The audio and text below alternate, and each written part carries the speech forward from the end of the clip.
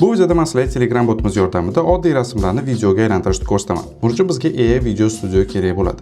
Bunga kirganimizdan keyin biz tanlashimiz mumkin 5 sekundlik video qilmoqchimizmi yoki 10 sekundlikmi. 5 sekundlik video qilishimiz 35 ball, 10 sekundlik video qilishimiz 70 ball turadi. Agar bizning balansimizda yetarlicha ball bo'ladigan bo'lsa, videolarni bemalol qilishimiz mumkin.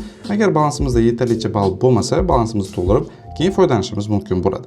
Shuning uchun biz tanlashimiz mumkin 5 sekundlik video qilishni. Tanlaganimizdan keyin endi biz videoga aylantirmoqchi bo'lgan rasmimizni tanlashimiz mumkin. Agar esingizda bo'lsa, bu rasmni birgalikda tayyorlagandik, endi shu rasmni birgalikda videoga aylantiramiz. Videoga aylantirish uchun men rasmni tanladim va promptni kiritishimiz kerak. Promptda biz tasvirlashimiz kerak bu rasmni qanaqa videoga aylantirishimizni, qanaqa harakatlar bo'lishini. Agar biz promptlarni yaxshi yozishni bilmasak, ChatGPT dan foydalanishimiz mumkin. Misol uchun hozir sizlar ko'rib turgan promptni ham ChatGPT dan oldim. ChatGPT ga men bu rasmni yukladim va bu rasmga menga prompt yozib berishni ChatGPT dan so'radim. Promptda bu rasmni men videoga aylantirmoqchiman. Videoga aylantirishimiz uchun chiroyli yaxshi prompt yozib bergan ekanman. Menga shu promptni yozib ber. Endi biz rasmda promptni tanlaganimizdan keyin bemalol yuborishimiz mumkin. Mana bizning rasmimiz qabul qilindi va promptimiz ham qabul qilindi. Endi bizning promptimizga asoslanib video qilib beradi. Shuning uchun promptlarimizni yaxshi yozishimiz, sifatli yozishimiz juda ham muhim. Agar promptlarni yaxshi yozishni o'zimiz bilmasak, ChatGPT dan bemalol foydalanishimiz mumkin. Chunki qanchalik yaxshi tasvirlangan prompt bo'ladigan bo'lsa, shunchalik yaxshi bizda video hosil bo'ladi. Bu videoni tayyorlab berish o'rtacha 5 minut vaqt olishi mumkin. Shuning uchun bu vaqt ichida botimizni boshqa funksiyalardan foydalanmay turishingizni maslahat beraman. Chunki boshqa funksiyalardan foydalanishni boshlasangiz, video tayyorlash jarayoni uzoqlashishi mumkin yoki bekor bo'lishi mumkin.